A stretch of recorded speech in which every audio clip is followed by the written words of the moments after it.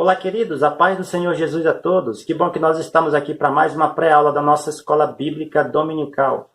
Que bom que Cristo, nosso Senhor e Salvador Jesus, Ele tem nos concedido mais esta oportunidade para estarmos aqui, passando para você, professor da escola bíblica dominical, superintendentes, amantes da palavra de Deus, alunos da EBD, comentários, subsídios e mais algumas informações que muito acrescentarão na nossa caminhada com Deus. Para você que não me conhece, eu sou o Obreiro Márcio, professor de Escola Bíblica Dominical, e nós publicamos aqui neste canal uma série de estudos bíblicos da classe de adultos e também da classe de juvenis. Entre outras programações evangélicas, também nós gostamos de publicar aqui. Portanto, você que não é inscrito, se inscreva no canal, curta os nossos vídeos, compartilhe, que eu tenho certeza que será bênção para você. Nesta oportunidade, nós publicaremos aqui a lição número 8 da classe de adultos, que vai tratar do tema a mordomia do tempo. Como nós estamos administrando o nosso tempo, o tempo em que o Senhor tem nos dado. Será que nós estamos administrando da maneira correta? Isso que nós veremos aqui, tá bom? O texto áureo dessa lição diz: portanto, vede prudentemente como andais, não como nécios, mas como sábios, remindo o tempo, porquanto os dias são maus. Efésios 5, versículo 15 e 16. A verdade prática diz: não se pode recuperar o tempo perdido. Por isso, é indispensável aproveitar diligentemente o tempo que Deus nos concede. A leitura bíblica em classe está em Eclesiastes, capítulo 3, versículo 1 a 8. Este é um dos melhores textos em que a nossa revista poderia escolher, porque vai tratar exclusivamente aqui, todo este capítulo 3, vai tratar sobre a tempo determinado sobre todas as coisas debaixo do céu. Então aqui nós já vemos aqui que para tudo aqui na Terra tem o seu tempo determinado. Mas afinal de contas, se tem o tempo determinado, nós podemos então administrar esse tempo? Nós podemos, então, controlar esse tempo? É isso que nós veremos aqui, tá bom? Eu fiz aqui um esboço para que os irmãos pudessem entender melhor. Está aqui atrás de mim, mais uma vez. E esse esboço, eu coloquei pontos importantes dessa lição. Então, portanto, meus queridos, tudo que você verá aqui nesse esboço, tem também na nossa revista, tá bom? Então, indo aqui para a nossa introdução, nós entenderemos aqui que tudo teve origem, né? Por exemplo, tudo que está debaixo do céu teve uma origem, teve um momento de criação, teve alguém que criou aquele momento. E o tempo não é diferente. O tempo ele a gente não consegue ver, a gente não consegue pegar, ele não é física, não é uma matéria física, porém, ele também foi criado. E foi criado pelo nosso Deus na criação. Quando Deus diz que no princípio, ele está fazendo uma declaração ao início de tudo, ao início de todas as coisas. Em Gênesis capítulo 1, versículo 1. No princípio, criou Deus os céus e a terra. Ele está fazendo uma referência em que ele cria todas as coisas naquele momento. Então, neste momento em que ele diz, começa então a contagem do tempo terreno, físico. Começa então a contagem do tempo humano. Nós veremos aqui que existem dois tipos de tempo: o tempo de Deus e o tempo do homem. Mas neste momento, Deus cria o tempo do homem, que é um tempo que se refere a um tempo contável, a um tempo que se pode medir, a um tempo que se pode calcular, a um tempo que se pode fazer uma análise. Ou seja, quando Deus cria o ser humano, quando Deus cria a terra, quando Deus inicia o ciclo de contagem do tempo físico, terreno, inicia-se então um início. E quando Deus cria o homem, O início da criação do homem também ele é feito. Porém, o homem foi criado para ser infinito. Ele foi criado para ser imortal. Primeiro conceito importante, que é o nosso primeiro ponto da nossa lição, que nós vamos tratar aqui, é sobre a palavra tempo. Nós vamos estudar aqui o significado desta palavra tempo. Como é que nós podemos então definir esta palavra tempo? É uma série ininterrupta e eterna de instantes, é uma medida arbitrária de duração das coisas, é a época também, ela determina, o tempo determina o momento, as horas também determina os dias, também determina as semanas e os meses. Ou seja, o nosso tempo, o tempo do homem, que é o tempo Cronos, que nós veremos aqui mais na frente, ele é um tempo que ele está sendo medido e determina os dias, a semana, as horas e os meses.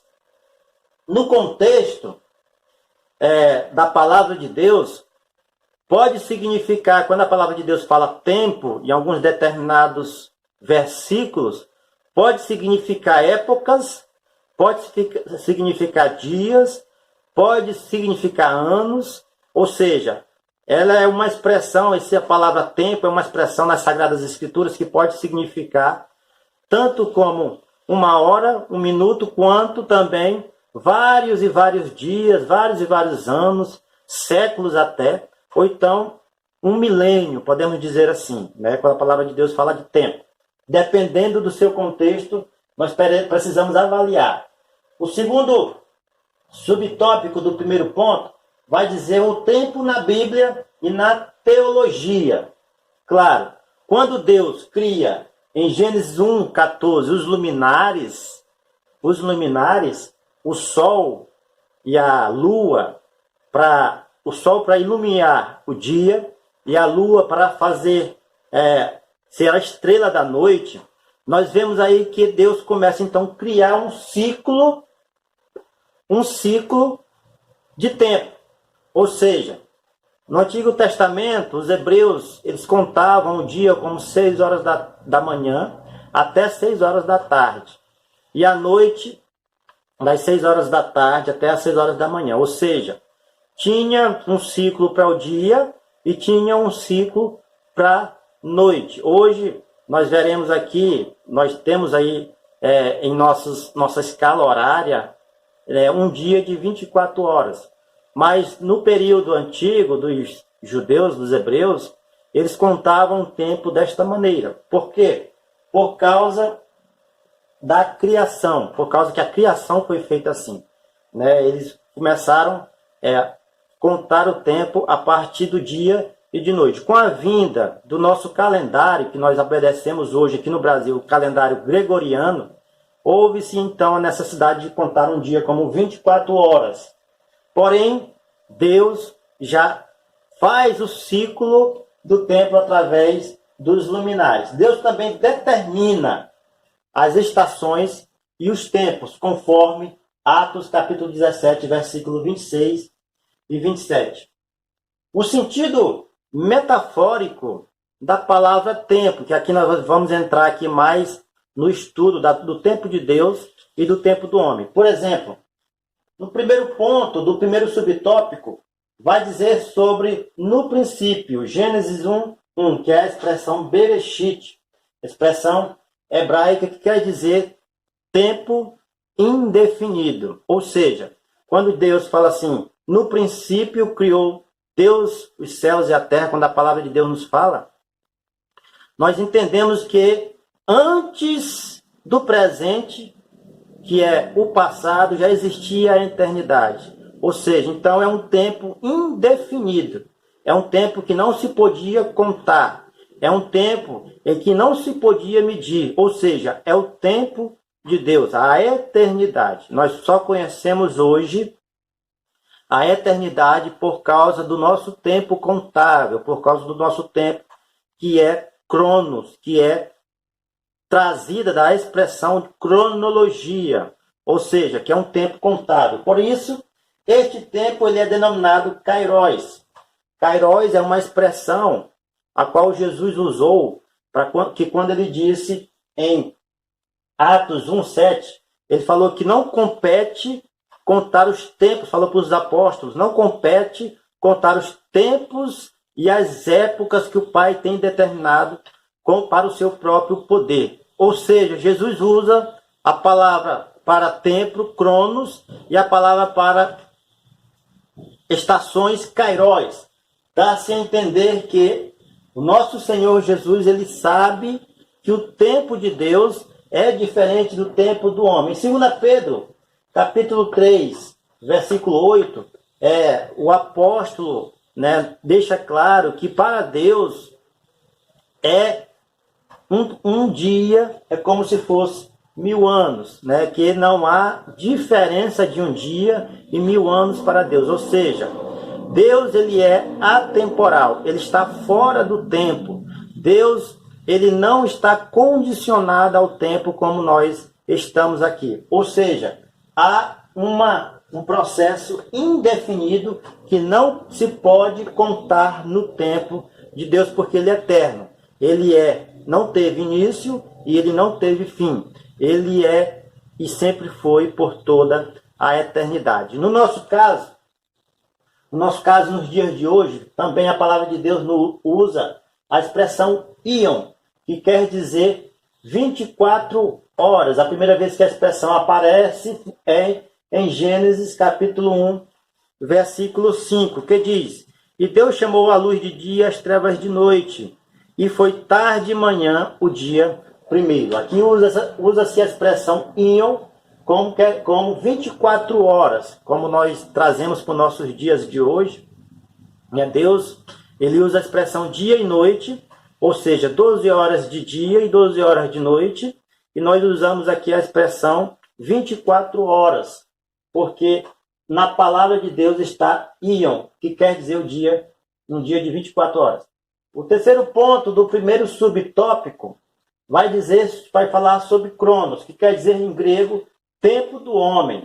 É contado, é dividido, é analisado, é medido. Ou seja, esse tempo, que é cronos, que vem de cronologia, este tempo do homem, ele pode ser contado, pode ser medido, pode ser analisado, como eu expliquei anteriormente. O segundo ponto, vai tratar sobre a mordomia do tempo, remindo o tempo, que é a nossa leitura oficial, Efésios 5, 15 e 16. Portanto, vede prudentemente como andais, não como necios, mas como sábio, remindo o tempo porquanto os dias são maus. Essa expressão remindo quer dizer que nós temos que conduzir, administrar o nosso tempo. Nós não conseguimos de maneira nenhuma controlar o tempo, parar, adiantar, mas nós conseguimos administrar. E essa expressão remir, a qual diz na palavra de Deus, quer dizer, tem essa ideia de nós, por exemplo, entrarmos em um barco e pegarmos o remo, em um mar, por exemplo, e remir este barco para a direção que nós queremos levar. Tem esse mesmo significado, remindo o tempo. Nós temos que, então, ter estes momentos de saber administrar o tempo. E como nós veremos, e como nós podemos fazer isso? Por exemplo, deixar de usar a internet mais. Como diz aqui no relatório de 2018, Global Digital Brasil, que os brasileiros gastam, em média, 9 horas do dia usando a internet. Por quê? Porque nós passamos 8 horas trabalhando. Nós passamos, em média, 8 horas dormindo. Sobra, então, 8 horas do dia de 24 horas. E essas 8 horas nós temos que passar, dividir e controlar, administrar esse tempo para a glória de Deus. Para que tudo possa ser feito para a glória do Senhor. Nós que somos cristãos e estamos trabalhando sobre este serviço, sobre a administração das coisas que o Senhor tem nos dado, nós temos que aprender a administrar esse tempo de folga para a glória do Senhor. Então nós passamos muito tempo na internet. Nós passamos muito tempo desperdiçando tempo, na verdade, porque eu sei que tem coisas que, né, nós não precisaríamos, tem coisas que nós não precisaríamos estar observando nas redes sociais. Nós devemos também falar que nem Davi, em Salmos 90, versículo 12, que ele diz: ensina-me, Senhor, a contar os nossos dias. Nós devemos aprender a contar o tempo. Quando Davi fala isso, ele não está falando de maneira literal, a contar do dia que ele nasceu até o dia que ele morreu, mas está falando de saber administrar o tempo em todo o tempo. O terceiro ponto da nossa lição vai tratar sobre como devemos aproveitar o nosso tempo. Devemos aproveitar em oração, claro, devemos aproveitar orando a Deus, né, falando com o Senhor, com esse momento de comunhão, com esse momento de comunicação, de intimidade com Deus.